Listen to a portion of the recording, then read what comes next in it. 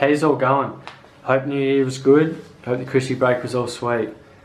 What we're going to discuss today is we should take away calling stags by inches, and we're going to start calling them by their sort of score numbers.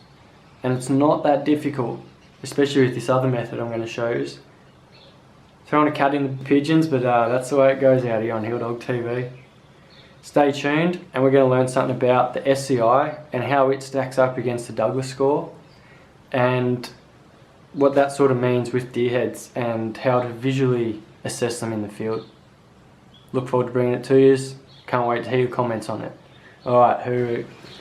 So some key differences between SCI and Douglas score is their measurement on the width or the spread of the antlers. With SCI, that is just measured from the widest inside point of the antlers between the bottom and the top. So that would be up in here with this guy, and that would just be one single score, and that comes in down here at the end. Another thing I like about SCI is if your deer had smaller inners with a big Shanghai top, it would take that into the score. It doesn't take away from the longer one to match it with Douglas. So with this deer, as far as SCI goes, your first measurement is length.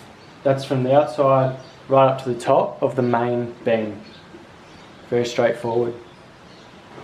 Second one, off the outside is up into the brow, length of the brow. Straightforward as well for at home. That's called a T1, time 1. Next we've got the T2 or time 2, and that's the inner. Boom, boom. We also have the coronet, or what SCI refers to as the burr, and that's just the outside of the coronet. Same story, it has the main beam circumference, so that's the thinnest part between the brows and the tops.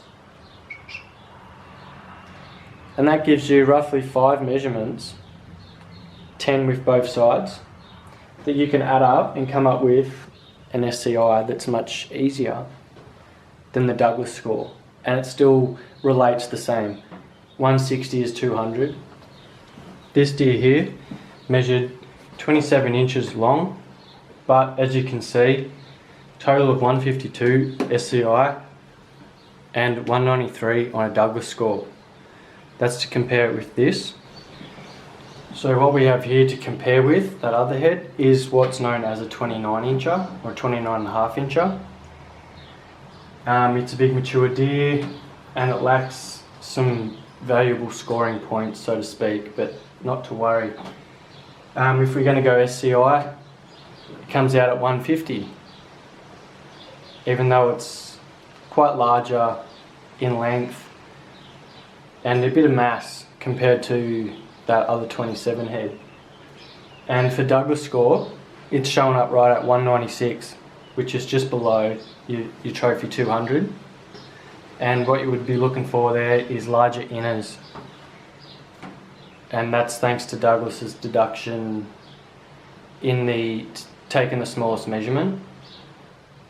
For your own visual assessment in the field, it would be easy to sort of classify this as a 20 incher, whereas with the SCIs or the Douglas scoring, it could be classed as sort of like a low Douglas scoring, a 160, or it's about a 120s class deer, which I think makes more sense. And knowing that if it's 3 or 4, it's going to need quite a few years to get a bit higher up into that 150, 160 class. We're going to start discussing that sort of a scoring method, and if you want to get really critical about it, then start calling them with the Douglas score. I think that's too critical to call on the hoof, whereas this you can get a bit easier visual through the binos. Oh yeah, it's a 160 plus or whatever.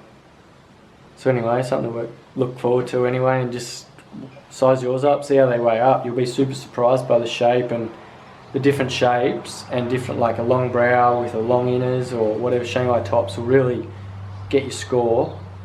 And some heads as you'll see with that 29, that 27, they are actually very similar scored, even though they're a different.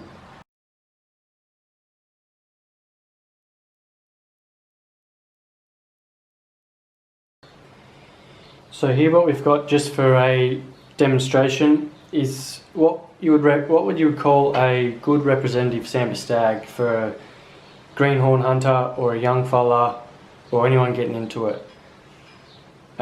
This deer could be 3 to 4 years old and showing really good signs of trophy future with long brows and really symmetrical shape. So this could be a Douglas scored beast down the track. So I think the SCI is just a good way for Victorian deer hunters alike, especially for forum talk or in other videos or discussing with other hunters just what some deer are like, what you do see.